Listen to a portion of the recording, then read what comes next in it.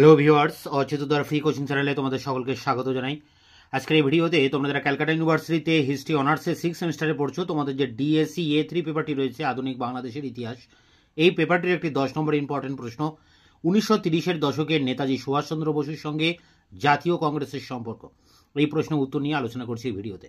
উত্তরটি তোমরা যেভাবে লিখবে, 1939 খ্রিস্টাব্দে কংগ্রেস সভাপতি নির্বাচন উপলক্ষে কংগ্রেসে ভীষণ গণ্ডগোল হয়। 1938 খ্রিস্টাব্দে সুভাষচন্দ্র বসু কংগ্রেস সভাপতি হন এবং তিনি হরিপুরায় কংগ্রেস অধিবেশনে সভাপতিত্ব করেন। পরের বছর 1939 খ্রিস্টাব্দে ত্রিপুরী কংগ্রেসের প্রাক্কালে তিনি সভাপতি হিসাবে পুনর্নির্বাচন দাবি করেন। সুভাষচন্দ্র তার দাবিকে জোরদার করার জন্য জাতীয় দাবি অর্থাৎ ন্যাশনাল ডিমান্ড উত্থাপন করেন।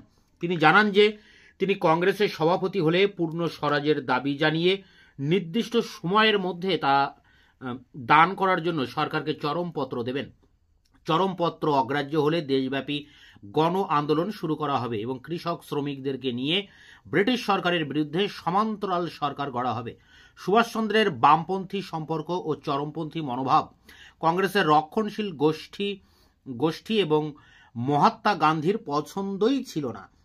তাছাড়া মহাত্মার নেতৃত্ব উপেক্ষা করে তার অনুমতি না নিয়ে পুনরায় সভাপতি হতে চেয়ে তিনি মহাত্মার রোষে পড়েন।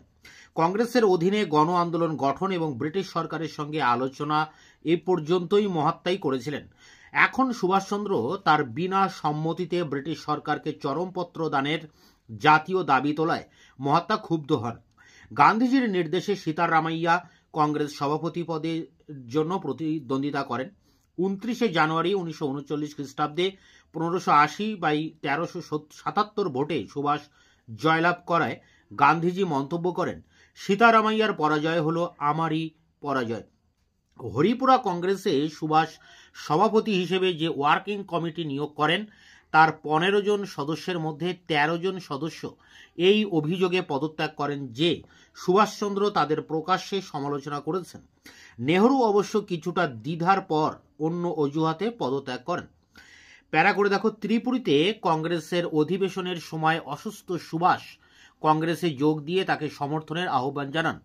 তাতে কোনো ফল হয়নি। রক্ষণশীলদের অন্যতম নেতা গোবিন্দ বল্লভ পন্থ প্রস্তাব পাশ করিয়ে নেন। পন্থ প্রস্তাবে বলা হয় যে সুভাষচন্দ্র যেন গান্ধীজির নীতি মেনে চলে।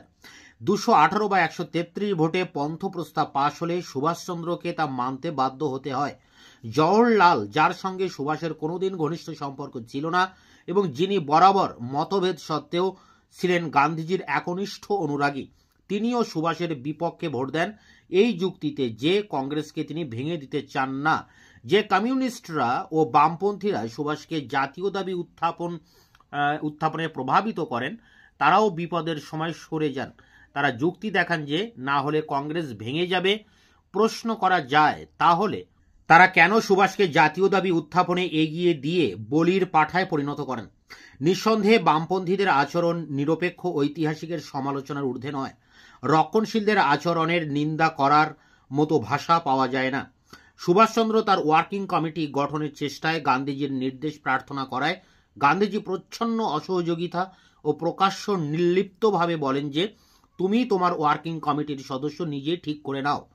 বামপন্থীরা কংগ্রেসীরা সাহস করে গান্ধীজির বিরোধিতার মুখে ওয়ার্কিং কমিটির সদস্য হতে রাজি হননি। হতাশ সুভাষচন্দ্র মন্তব্য করেন, আমি যখন ভারতের শ্রেষ্ঠ মানুষটির বিশ্বাস হারিয়েছি তখন সভাপতি রূপে নির্বাচনে আমার জয়ের কোনো মূল্য নেই। এরপর তিনি পদত্যাগ করেন। বাবু রাজেন্দ্র প্রসাদ কংগ্রেস সভাপতি নির্বাচিত হন।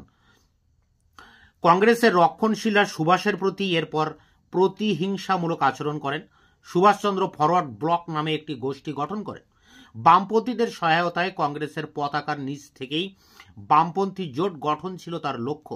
কমিউনিস্টরা তার এই উদ্যোগকে সমর্থন জানালেও জয়প্রকাশ নারায়ণ প্রমুখ সমাজতন্ত্রীরা কংগ্রেসের ঐক্য রক্ষার উপর জোর দেন।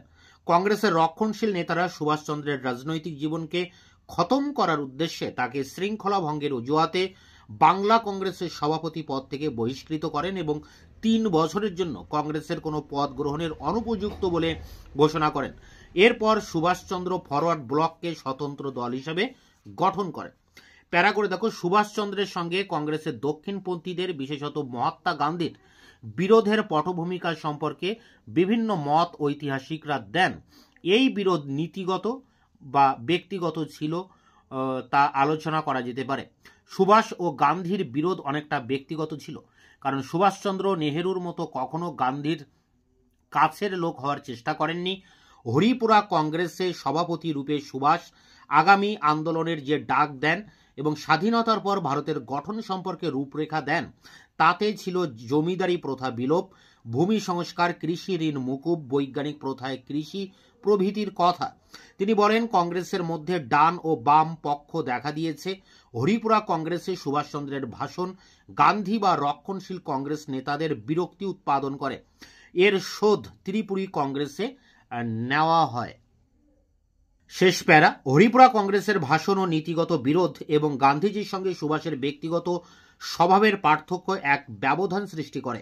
এজন্য তিনি সুভাষের পুনরায় সভাপতি পদ সমর্থন করেননি। ওয়ার্কিং কমিটি সুভাষকে পুনরায় প্রার্থী হতে নিষেধ করায় সুভাষ জানান ব্যাপারটা নীতিগত, ব্যক্তিগত নয়। সুভাষ বুঝেননি যে তিনি গান্ধীর বিরুদ্ধে চলে যাচ্ছেন। এতদিন কংগ্রেসের সকল আন্দোলন ও সকল কিছুর নিয়ন্তা তিনি ছিলেন। সুভাষ এখন নিজের নীতি নিয়ে সভাপতি হিসেবে চলতে চাইলে গান্ধীর সঙ্গে তার বিরোধ দেখা দেয়।